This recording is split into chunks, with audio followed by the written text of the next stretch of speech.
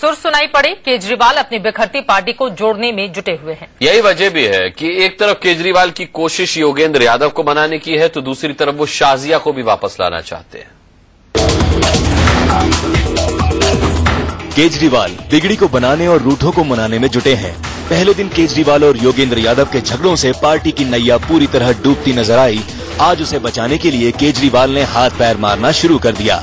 ये 3 फीट उनके सबूत हैं। योगेंद्र यादव प्रिय मित्र और मूल्यवान साथी हैं, उनसे लंबी बात हुई है।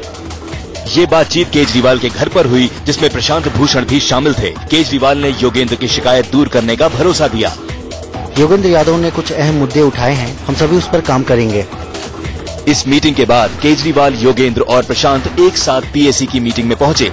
इस बीच केजरीवाल ने शाजिया को वापस लाने की बात भी ट्वीट में लिखी। हम शाजिया को वापस लाने की कोशिश भी करेंगे।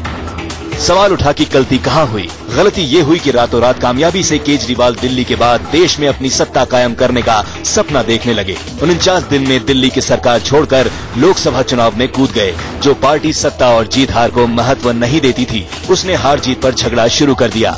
ऐसे में बिना ढांचे वाला संगठन बिखरने लगा। पार्टी जो एक आंदोलन से आई थी और आते ही उसके समक्ष इलेक्शन आ गया। एक इलेक्शन के बाद अभी सरकार बनी थी, वो हटते साथ दूसरा इलेक्शन आ गया, अभी तीसरे की तैयारी।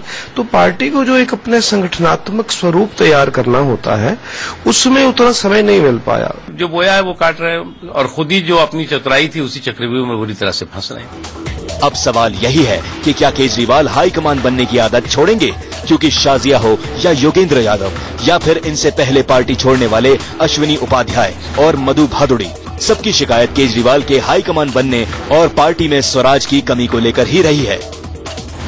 Neha Kesari, India news, Delhi. चलिए एक चीज और बताते हैं आपको कि आम आदमी पार्टी की राष्ट्रीय कार्यकारिणी की बैठक में कुमार विश्वास दूसरे दिन नहीं आए, तो ये सवाल अब उठना लाजमी है कि आखिर इसकी वजह क्या है। लेकिन मीडिया में इस पर अटकलें तेज होने पर कुमार विश्वास ने अब वो खींच गए और उन्होंने खींच उतारने के लिए कुछ ऐसी बातें कह दी जो अब तक पर्दे में थी। आम आदमी पार्टी की राष्ट्रीय कार्यकारिणी की मीटिंग में कुमार विश्वास की गैर मौजूदगी के बाद सुर्खियों में क्या शुमार हुई, कुमार ने इस पर ऐतराज जाहिर कर दिया। अपने फेसबुक और ट्विटर पेज पर पहले सॉरी लिखी एक बड़ी सी तस्वीर लगाई और फिर करीब 310 शब्दों का एक पोस्ट लिखा। इसमें सबसे पहले मीटिंग में नहीं आने की वजह बताई।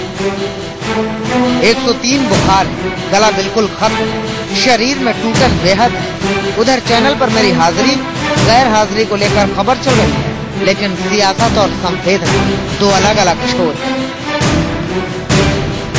कुमार विश्वास ने सियासत में संवेदना का जिक्र जानबूझकर किया, फिर खुद पर सवाल खड़े करने वालों पर व्यंग करते हुए कहा, आपसे हाथ जोड़कर माफी मांगता हूँ कि मुझसे गलती हुई कि मैं भ्रष्टाचार से कराहते अपने देश के पुकार पर नौकरी, अपना काम, सुकून, वाहवाही छोड़कर निकल लिया मूर्खों की तरह लाठी डंडा खाने, फर्जी मुकदमों में कोर्ट चक्कर लगाने।